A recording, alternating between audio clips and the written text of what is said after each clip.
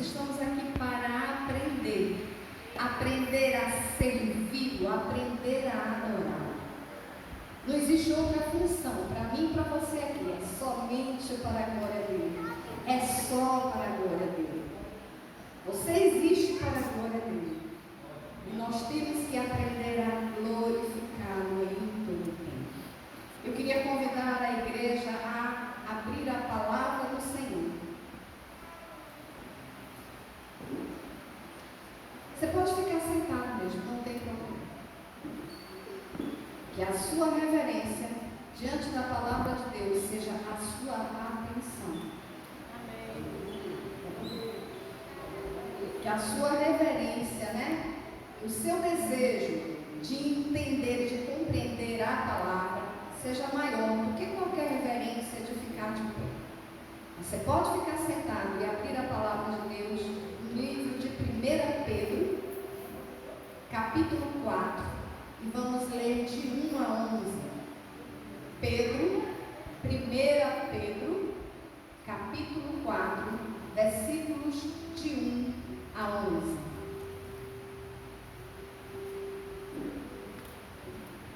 Hoje nós vamos falar sobre Jesus está voltando. Precisamos nos preparar.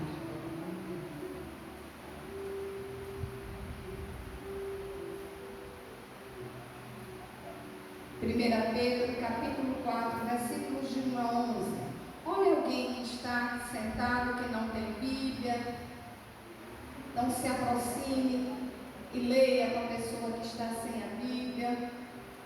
Procure aí ver se você acha alguém que esteja sem e procure ajudá-lo. A palavra de Deus nos fala no livro de Apocalipse: bem-aventurado aquele que ouve, que lê e que pratica. Então, bem-aventurado aquele não somente que ouve, mas também que lê. Ajude, leve a Bíblia até essa pessoa que está sem, para que possa ler com você. E a palavra nos diz o seguinte: portanto, uma vez que Cristo sofreu corporalmente, armem-se também do mesmo pensamento, pois aquele que sofreu em seu corpo rompeu com o pecado, para que no tempo que lhe resta não viva mais para satisfazer os maus desejos humanos, mas sim para fazer a vontade de Deus.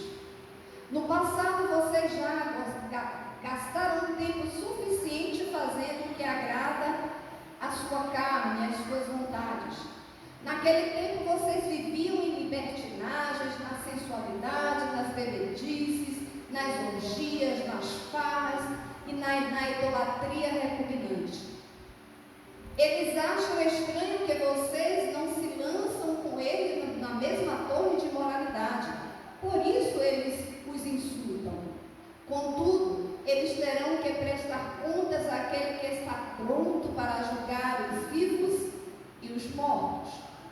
Por isso mesmo o Evangelho foi pregado também aos mortos, para que eles, mesmo julgados no próprio corpo segundo os homens, vivam pelo Espírito segundo Deus. O fim de todas as coisas está próximo. Portanto, sejam criteriosos e sóbrios, dediquem-se à oração. Sobretudo, amem-se sinceramente uns aos outros, porque o amor perdoa uma multidão de pecados. Sejam mutuamente hospitaleiros, sem reclamação. Cada um exerça o dom que recebeu para servir aos outros, administrando fielmente a graça de Deus em suas múltiplas formas. Se alguém fala, faça-o como quem transmite a palavra de Deus. Se alguém serve, faça-o com a força que Deus provê, de forma que em todas as coisas Deus seja glorificado mediante Jesus Cristo, a quem sejam a glória e o poder para todos sempre. Amém. Amém? Amém. Talvez você esteja achando diferente a linguagem. A tradução é diferente que eu li na NVI. É uma linguagem diferente. Então você leu na sua, ela está lendo isso aonde que não está aqui escrito, mas está escrito, é uma tradução diferente da Bíblia, né? Que ela tem várias traduções, inclusive na leitura, né, da inscrição de Ferreira de Almeida, que é a inscrição mais comum, ela tem várias traduções. Tem Ferreira de Almeida revisada, tem Ferreira de Almeida atualizada, tem várias Ferreiras de Almeida.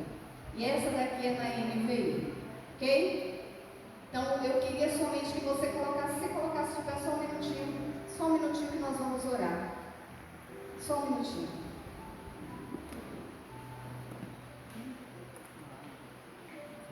Eu queria somente que você fechasse os seus olhos neste momento. Pai, em nome de Jesus, estamos aqui na Tua presença. Na Tua presença, Senhor, estamos porque a Tua palavra nos fala que onde estiverem 2 ou 3 reunidos em Teu nome, o Senhor se faria presente no meio deles. E o Senhor, meu Pai, não é homem para que minta, nem filho do homem para que se arrependa. Havendo o Senhor dito, o Senhor fará. Havendo o Senhor falado, o Senhor cumprirá. Porque o Senhor é fiel para cumprir a Tua palavra. Te louvamos pela Tua presença neste lugar. Engrandecemos ao Senhor, pois só o Senhor é digno de ser louvado. Visita as nossas vidas nessa noite. Que não saiamos da forma que entramos, mas que saiamos renovados pela Tua palavra. Que saiamos vivificados pela Tua palavra. Que o Senhor tome a nossa mente cativa em obediência ao Senhor.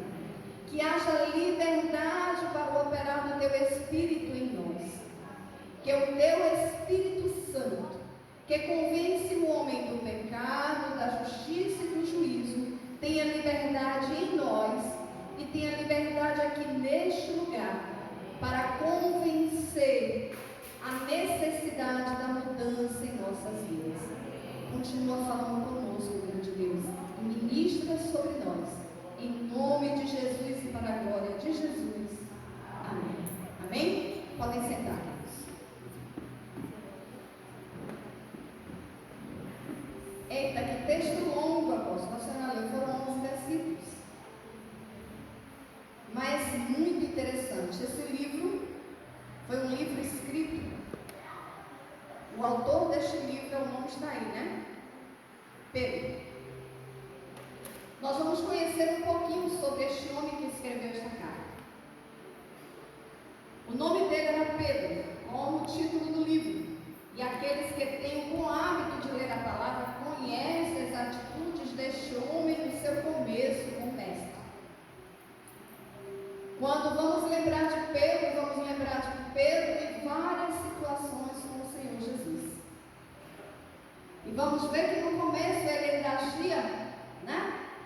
Como agíamos nós no começo do Evangelho, no começo ainda, quando começamos a conhecer o Senhor, conhecer a Sua palavra, agíamos ainda como meninos. Pedro era um homem que tinha uma natureza meio descontrolada, como nós muitas vezes, levados pelo ímpeto. João 4,10 nos mostra essa atitude de Pedro. Pedro, no começo da sua caminhada com Jesus, João capítulo 4, versículo 10 diz: Simão Pedro, que trazia uma espada, tirou-a e feriu o servo do sumo sacerdote, decepando-lhe a orelha direita. O nome deste servo que ficou, né, com a orelha decepada era Malco. Mas o que foi que aconteceu aí? Se você for olhar no decorrer desse texto anteriormente, eles estavam indo prender Jesus para levá-lo para o interrogatório, né? Depois da crucificação. E Pedro, no ímpeto, levado pelo ímpeto, ele pegou aquela espada e cortou a orelha de Malco. Mas quando vamos continuando aí, nós vamos vendo que Jesus vai colocar essa orelha no lugar e nós vamos entender por quê. Muitas vezes não entendemos porque Jesus colocou a orelha do centurião no lugar, mas foi pelo cuidado do Senhor com a vida de Pedro. vida dele, ele precisava estar vivo para cumprir. Mas o que é que tem ele cortar a orelha de Malco? Com ele morreu.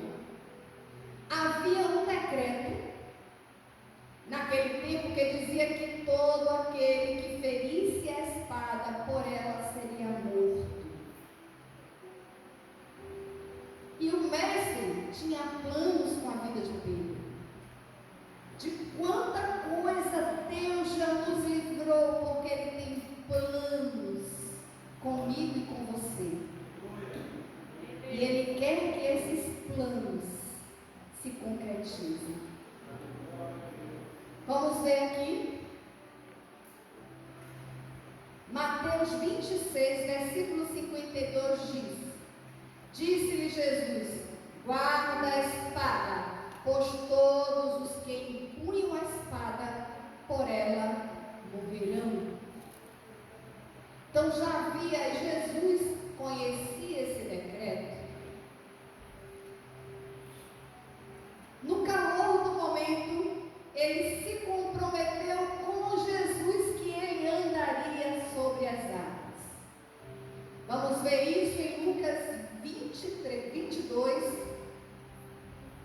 no versículo 33, ele diz, ele porém respondeu: Senhor, estou pronto para ir contigo.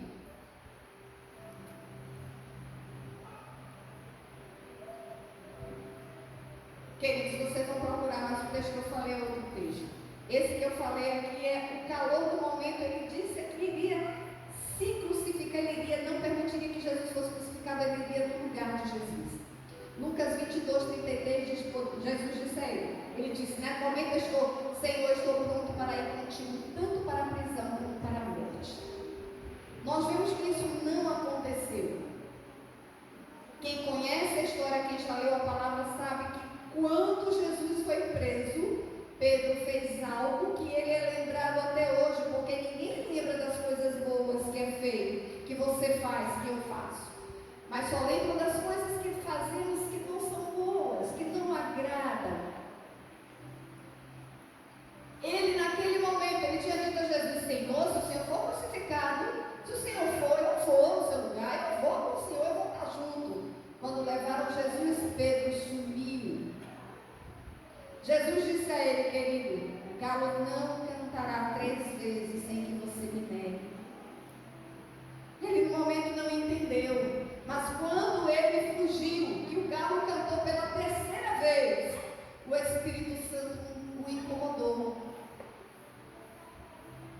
E ele lembrou daquilo que ele fez no ímpeto, dizendo que faria, mas não fez. Então, no começo do ministério de Pedro, ele estava ali ainda como um menino se jogando. Porém, a experiência que ele teve em muitos momentos, como também eu citei, ele andando sobre as águas, ele queria ver Jesus andando sobre as águas, ele disse: mestre, me chama que eu vou, creio, então venha. E depois que ele estava andando sobre as águas, ele afunda, e o Senhor o levantou e o exortou para que tivesse mais fé. Então, tudo que Pedro fazia era levado pelo ímpeto. Ele era uma pessoa impetuosa. Muitos de nós também somos impetuosos. Às vezes, no momento, no calor da ira, agimos de alguma forma que somos levados pelas nossas emoções, pelo nosso temperamento. Mas a maturidade vai nos levando a mudanças.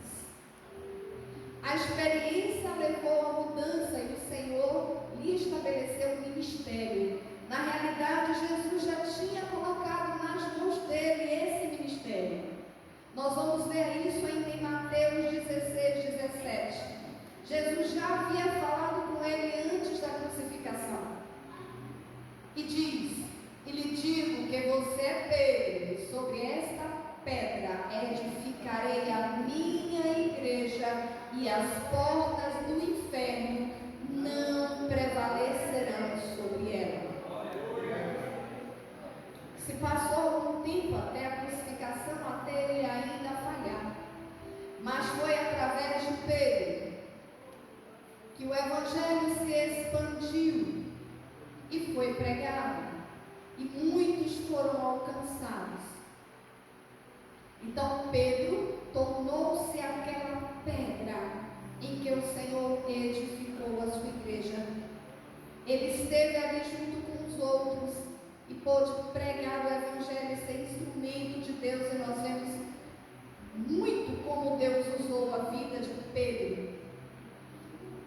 Aqui no texto lido de 1 Pedro, nessa época Pedro já estava preso. Quando ele escreve essa carta, ele está preso em uma prisão em Roma. Nessa época que ele escreveu, quem presidia era Nero. Nós só conhecemos Nero da história. A história fala de Nero. Não é somente a Bíblia quem fala. Ou talvez você não ache o nome dele na Bíblia. Na realidade você vai achar ele na história. E você vai casar o ano em que Pedro esteve na prisão com o ano em que Nero esteve à frente de Roma. E nós, pela história, conhecemos que Nero era um homem desajustado. Ele gostava de ver a destruição das pessoas. E ele agia com muita crueldade. Conta-se muitas histórias, né? A história tem muitos relatos a respeito de Nero. Então Nero, ele trazia para a igreja da época um fardo pesado de morte. Na época de Nero, ele começou a fazer a morte por espetáculo. Muitos de nós já assistimos filmes épicos em que vemos aquelas arenas enormes com pessoas e se soltavam leões que estavam famintos há dias. E essas pessoas eram cristãos que eram ali devorados pelos leões. Não, mas isso é história, é coisa de filme. Não, isso é história real. Eram mortes para espetáculo. Ele enchia um local de pessoas, aquela arena de pessoas, como por exemplo a Fonte Nova, nós temos aqui, né? Aquela arena enorme da Fonte Nova. Então ele enchia ali de gente e colocava ali os cristãos, que eram pegos, e soltavam leões e outros animais ferozes para devorar os cristãos. Ele não só fazia isso, né? Ele achava tão interessante a morte por espetáculo, que ele pegava os cristãos, passava pinche e colocava para ser a iluminação da cidade. Então, nós vemos a perseguição na época em que o Evangelho mais foi pregado, em que mais vidas foram salvas e restauradas, onde mais se havia compromisso dos cristãos. Os cristãos serviam a Deus por amor, não ficavam cheios de mimimi, não ficavam cheios de eu não gosto disso, eu não gosto daquilo, eu não quero fazer isso, aí eu não vou para ali, eu não vou para cá. Não tinha isso. E eles muitas vezes tinham que buscar a Deus escondidos, em grutas, para poder ter um lugar, porque se eles fossem descobertos, eles seriam mortos. E naquela época estava Pedro, já na prisão, esperando a sua sentença. Conta a história que Pedro foi morto, crucificado de cabeça para baixo. E ele não foi crucificado de cabeça para baixo porque alguém crucificou assim. Ele foi crucificado de cabeça para baixo porque ele não achou digno morrer igual ao seu mestre.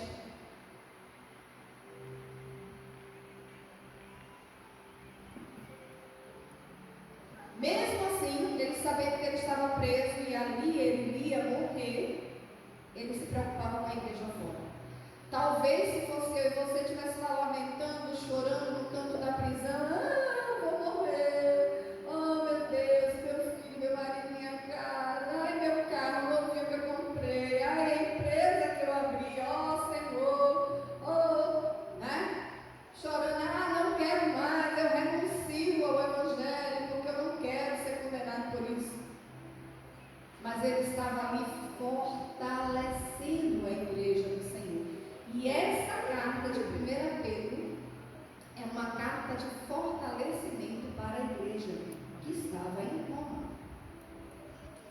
estava num momento difícil, mas isso não impediu dele ser aquilo que Deus chamou ele para ser: luz para as nações, luz para os povos. O Senhor te chamou para ser luz, o Senhor nos chamou para fazer a diferença. E o que temos feito com essa luz? Escondido debaixo da cama? Se alguém perguntasse se você acredita em tudo que está escrito na Bíblia, com certeza a sua resposta seria sim. Sim? Creio que sim.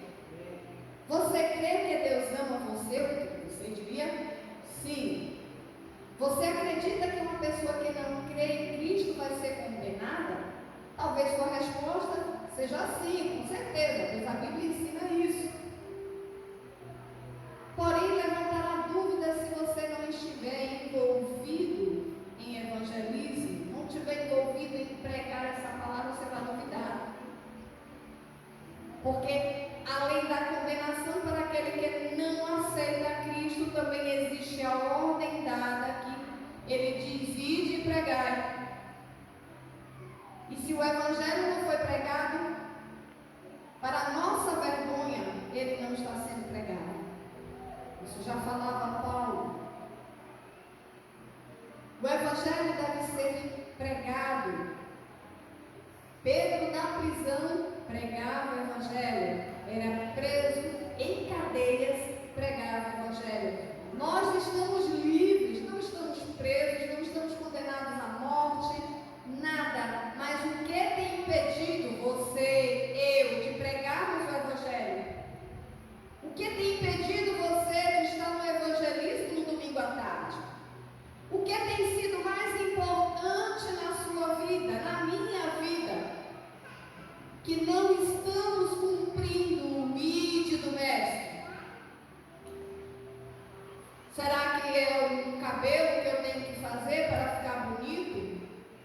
Será que é roupa que eu tenho para lavar? Será que é sair para passear, porque eu trabalho a semana inteira? O que tem impedido de eu fazer aquilo que aquele homem estava dentro da prisão, sabendo que ia morrer, fazia? Eu sou livre, nós somos livres. O que nos tem impedido de cumprir a ordem do Mestre? Tiago, capítulo 12, versículo 20, nós lemos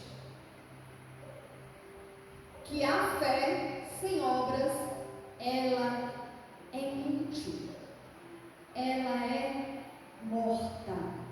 Então não adianta crermos em Cristo se não cumprirmos o seu íntimo. Não podemos ter fé morta. A nossa fé precisa produzir fruto de arrependimento, fruto de transformação de vidas. A nossa fé precisa produzir frutos. A mesma declaração nos fazemos a respeito da volta de Jesus. Todos acreditamos que Jesus voltará. Mas o nosso estilo de vida não reforça esta declaração. Vivemos a nossa vida como se Jesus nunca fosse voltar. Como é que nós temos vivido a nossa vida? Eu faço planos para amanhã eu vou no médico, amanhã eu vou fazer isso, amanhã eu farei aquilo, amanhã... E a gente sempre conta com amanhã, mas não conta, olha aí, Jesus já está voltando, ele pode voltar amanhã, ele pode na realidade voltar hoje. O que é que eu preciso fazer para agradar o coração daquele que vai me preparar, que foi me preparar no lugar? O que é que eu preciso fazer? O que é que me falta para que eu responda: eis-me aqui, quando Ele chamar nas nuvens? O que está faltando à minha vida? Eu creio verdadeiramente que Jesus vai voltar? Eu vou contar brevemente aqui uma história muito interessante.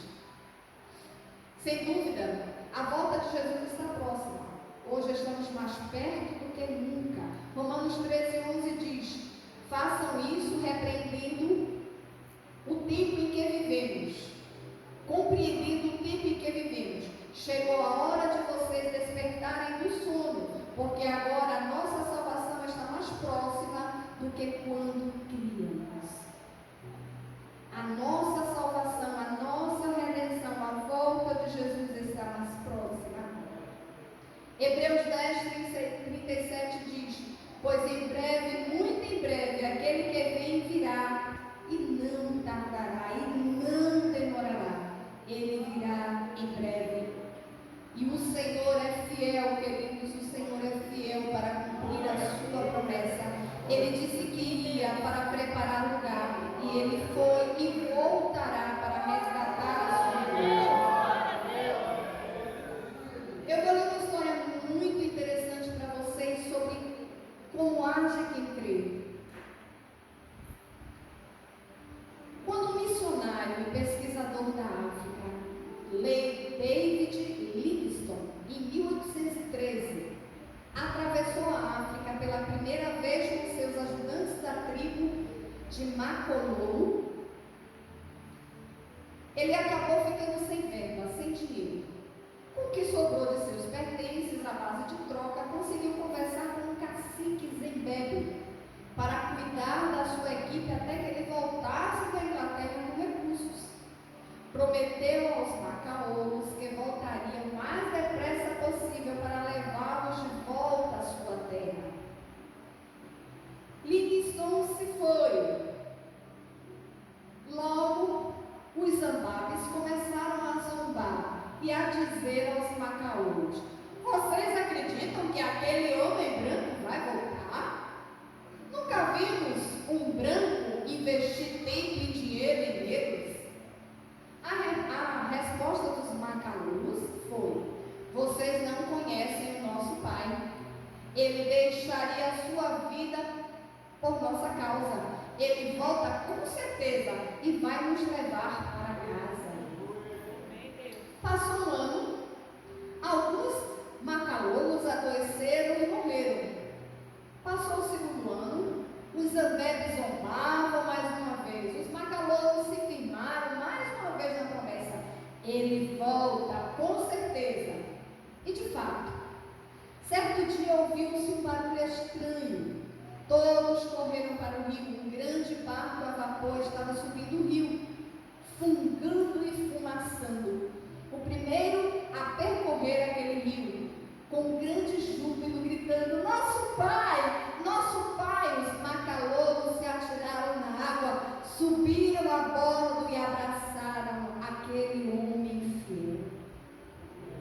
Será que Jesus merece menos confiança do que David Livingstone? Será que Jesus não vai fazer valer suas palavras? Será que a palavra daquele homem que disse para os seus ajudantes: fiquem aqui que eu volto, ele levou 2 anos? Mas eles ficaram fiéis. E nós? Será que aquele homem, a palavra dele é mais valiosa do que a palavra do nosso Deus? Jesus não vai fazer valer suas palavras, vai sim. Nós veremos o Filho do Homem descer nas nuvens. E nós vamos lembrar das suas palavras. Os céus e a terra passarão, mas a palavra do Senhor não há de passar. Ele disse que vai voltar, então ele voltará. Então não durma, não dormite, continue firme na fé e na confiança que o nosso Mestre voltará. No texto que nós lemos, no versículo 1 e 2, nós vemos Pedro aqui falando: portanto, uma vez que Cristo sofreu, nós devemos nos armar do mesmo pensamento. Como é isso? Eu também me perguntei quando li esse texto. Armar do mesmo pensamento, o Senhor fala que devemos nos preparar. Armar, ele está falando de guerra em nosso pensamento para tudo que está por vir. Queridos, tudo que nós fazemos na nossa vida primeiro nós pensamos, ou diante de uma situação interpretamos, depois vem sobre nós uma emoção e há automaticamente um comportamento. Nós agimos conforme nós pensamos, conforme nós sentimos e acreditamos. É assim que agimos. Então, todos os dias nós precisamos nos dar injeção de fé para não decair, para não duvidar, para não enfraquecer, para não desistir, para não ficar no caminho. Mas ler a palavra e nos lembrar, o Pai prometeu que vai voltar, o Pai voltará. Eu preciso corrigir a minha vida, eu preciso me consertar, eu preciso colocar a minha vida no altar de Deus, eu preciso mudar. Isso ele está falando, nos armar, uma guerra na nossa mente com relação à nossa fé. Devemos estar buscando a palavra para não perdermos a promessa e estarmos tão ligados ao Senhor que possamos fugir da concupiscência. O que é concupiscência? É o apego ao pecado, o apego ao erro, o apego à busca excessiva ao dinheiro, à luxúria, à carne. Isso é chamado de concupiscência. Versículo 3 a 5. Pedro nos exorta que o tempo em que tivemos em Jesus como Senhor, já estivemos ligados a muitos costumes que desagradavam a Deus. Mas hoje, e algumas pessoas que conviveram conosco naquela época, que conhecíamos os nossos maus comportamentos, as coisas erradas que nós fizemos, zombam de nós. Aí vai o crentinho, hoje é crente, mas antes ela não vai enchendo a cara. Aí, ó, tá dizendo que aí é a crentinha, mas antes se vestia toda assim, assada. Antigamente andava no erro, mas diz que agora serve a Deus. E é isso que Paulo está falando, do versículo 3 ao 5. Porém, no tempo determinado, o Senhor é quem fará justiça por nós. Às vezes nós somos sedentos em querer justiça, em querer ver determinadas coisas, falsos que são levantados a nós, palavras que são ditas que não falamos, coisas que dizem que não fizemos e queremos muitas vezes justiça, mas o Senhor fala que dele é a justiça, porque a Ele pertence a vingança. E nós temos que descansar em Deus, e a nossa caminhada continua, porque nada pode deter aquele que tem um objetivo. O nosso objetivo é glorificar o nosso Deus. O nosso objetivo é alcançar o céu. E o que tiver à frente vai cair por terra, porque vamos chegar lá, porque nós temos um objetivo em nome de Jesus. Aqui no versículo 6, Pedro nos mostra que até aqueles que morreram antes de Cristo tiveram, através da graça, a oportunidade da redenção, pois a eles também foi pregado o Evangelho. O nosso Jesus, ele morreu, no terceiro dia ressurgiu, mas nesses 3 dias ele pregou o Evangelho aos espíritos em prisão. Então, muitas pessoas que morreram sem a graça, porque viviam ainda na lei, aquele que pecar, morrerá. Então, nós vimos histórias em que quando um pecava, errava, toda a família era morta junto com ele, por causa do pecado de um. Mas isso não iria ficar desse jeito, né? O Senhor fez um plano maravilhoso. E nesses 3 dias, quando Jesus morreu, ele foi até lá e pregou a cada uma dessas vidas. E a graça também nos alcançou, como alcança as nossas vidas, Nós somos perdoados não porque merecemos, somos perdoados através da graça de Deus sobre nós. No verso 7, Pedro enfatiza que já está próximo à volta de Jesus. Por isso, o exercício necessário da oração, da vigilância e do amor deve ser praticado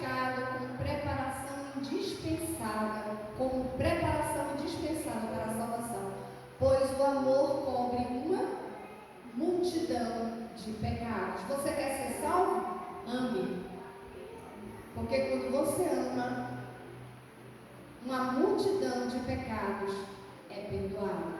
Ai, não vou mais não vou amar mais não, porque eu já fui muito magoado, já fui muito ferido. Com certeza não mais do que eu. Mas não vamos parar de amar. Porque o amor em Cristo precisa ser a nossa essência. Então nós precisamos continuar amando. Nós vemos aqui primeiro, ele fala sobre oração. 1 Tessalonicenses 5,17 diz: orai sem cessar. Ore em todo tempo, em todo tempo, clame ao Senhor, fale com Ele, busque comunhão com Deus. Nós estávamos no período do jejum e oração das 6, meio-dia, 18 horas. 6 horas com o horário do apóstolo, às 5, 6 horas a gente ainda está tomando café, não dá, mas meio-dia e 18 horas. Meu relógio desperta e pode acreditar que eu vou estar no joelho ali intercedendo com o Senhor. Porque eu preciso de Deus na minha vida. Eu preciso de experiências novas com o Senhor. Eu preciso de um óleo fresco sobre a minha cabeça. Eu preciso da graça de Deus sobre a minha vida. E não tem outro caminho, senão eu mantendo um relacionamento com aquele que pode me dar tudo aquilo que eu preciso.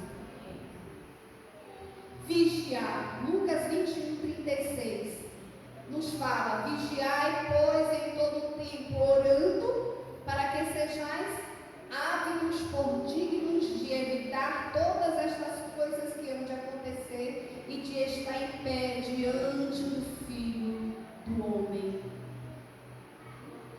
Aqui esse texto fala que devemos estar vigiando para estar preparado quando Jesus voltar.